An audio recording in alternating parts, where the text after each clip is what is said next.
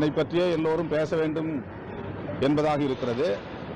சனாதன கும்பலின் செயல் திட்டத்திற்கு இவர் பாதை அமைத்துக் கொடுப்பதாக அமைகிறது. பெரியார் பற்றி தொடர்ந்து பேசி வரும் சீமான் குறித்து செய்தியாளர் எழுப்பிய கேள்விக்கு விசிக தலைவர் திருமாவளவன் பதிலளித்துள்ளார். சீமான் அவர்கள் பேசுவது ஒரு குதர்க்கவாதம். அந்த குதர்க்கவாதத்திற்கு யாரும் ரெஸ்பான்ஸ் செய்ய முடியாது, பதிலே சொல்ல முடியாது, கேள்வியை எழுப்ப முடியாது. அவருடைய இந்த கருத்து என்பது வெறும் கவன ஈர்ப்புக்கானதாக இருக்கிறது. தன்னை பற்றியே எல்லோரும் பேச வேண்டும் என்பதாக இருக்கிறது. சனாதன கும்பலின் செயல் திட்டத்திற்கு இவர் பாதை அமைத்துக் கொடுப்பதாக அமைகிறது.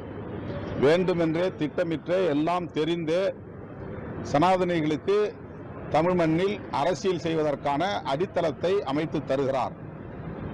இவர் போடுகிற பாதை இவர் பயணம் செய்வதற்கு பயன்படாது, சனாதன கும்பலுக்குத்தான் பயன்படும்.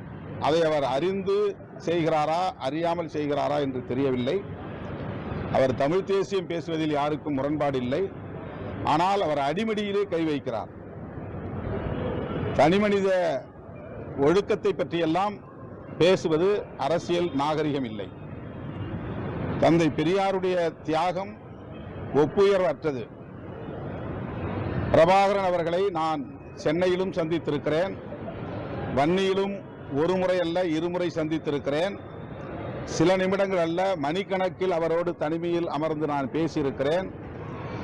தமிழ்நாட்டு அரசியலை விரிவாக என்னோடு அவர் கலந்துரையாடி இருக்கிறார். ஒருபோதும் அவர் பெரியாரை பற்றியோ திராவிட இயக்கங்களை பற்றியோ குறை சொன்னதில்லை.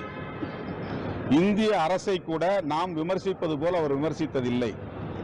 இந்திய அரசின் துணை இல்லாமல் தமிழீழத்தை வென்றெடுக்க முடியாது என்பதில் புலிகளுக்கு ஒரு தெளிவு இருந்தது, புரிதல் இருந்தது.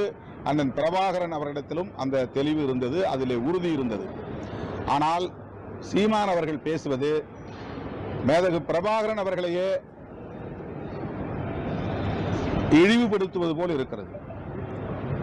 ஆகவே அவர் குதர்க்கவாதத்தை முன்வைக்கிற போது அதற்கு யாரும் பதில் சொல்ல முடியாது. தமிழ்நாட்டு மக்களின் உணர்வுகளை மதித்து செய்திகளை உள்ளது உள்ளபடி தெரிந்து கொள்ள ரெஃப்ளெக்ட் நியூஸை சப்ஸ்கிரைப் பண்ணுங்க.